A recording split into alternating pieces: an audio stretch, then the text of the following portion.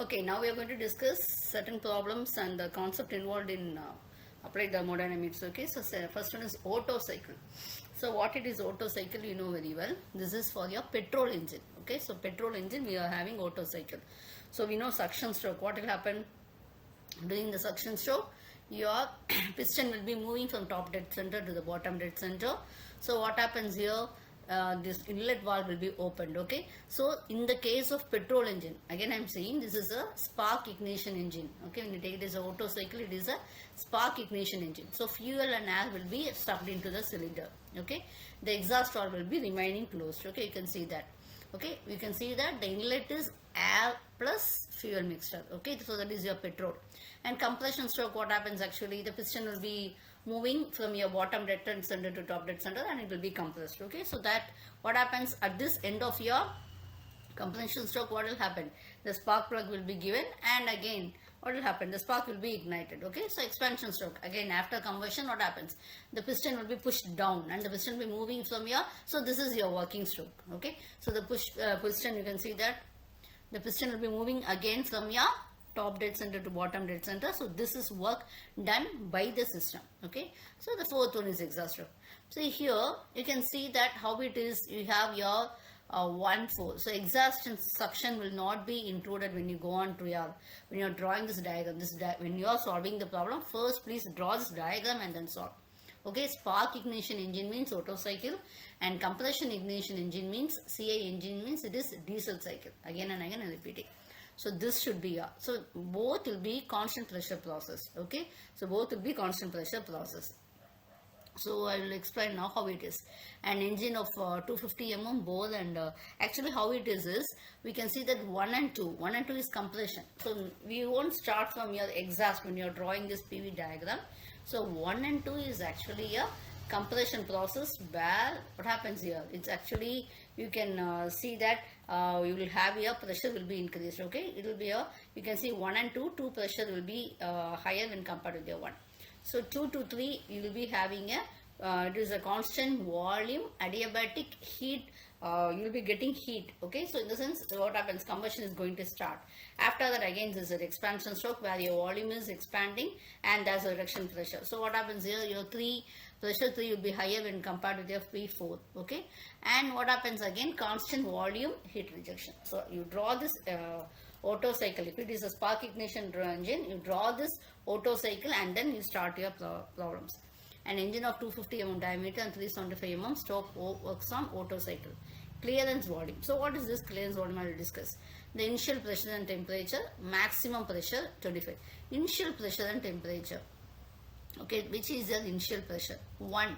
So P1, T1. The maximum pressure. Where is your maximum pressure? From the diagram only you can say it is P3. Okay, so you can see that it's your P3.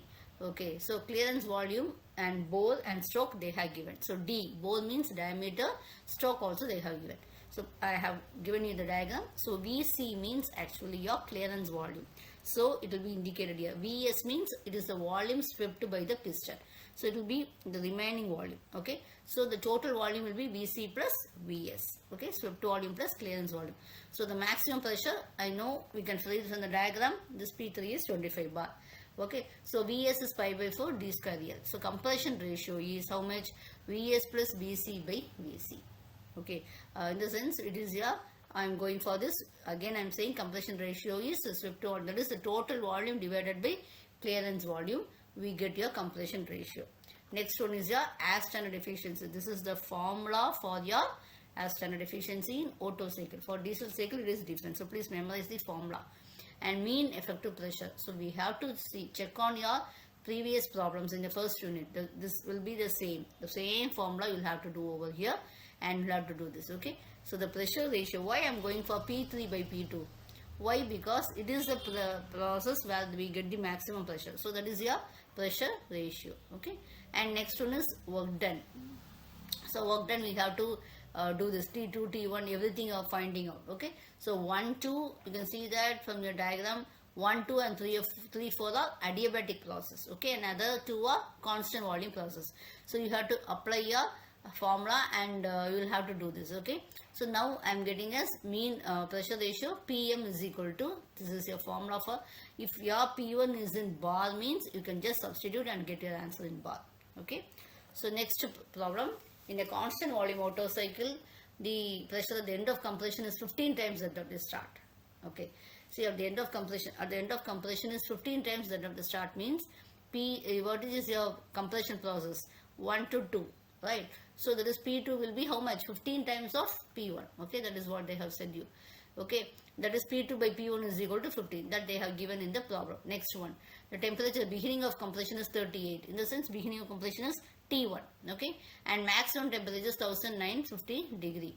Okay, that they have given us T3, because at high pressure you will get high temperature, so that is T3.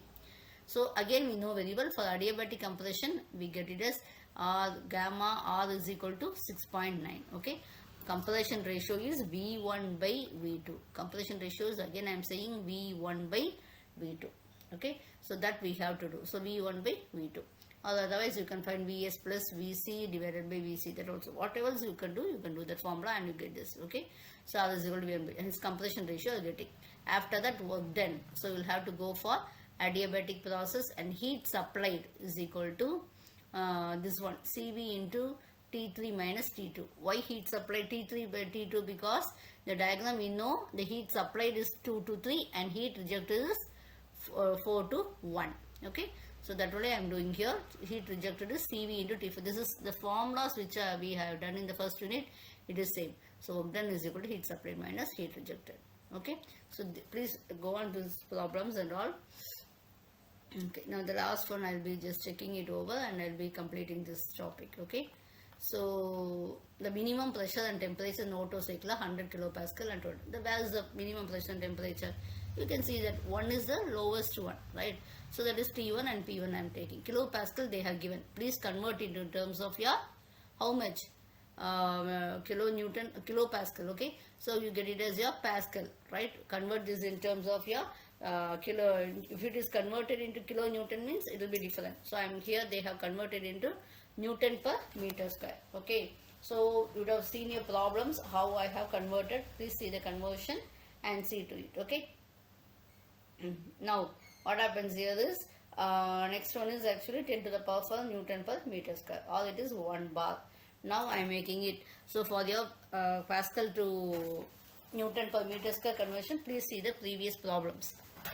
Okay,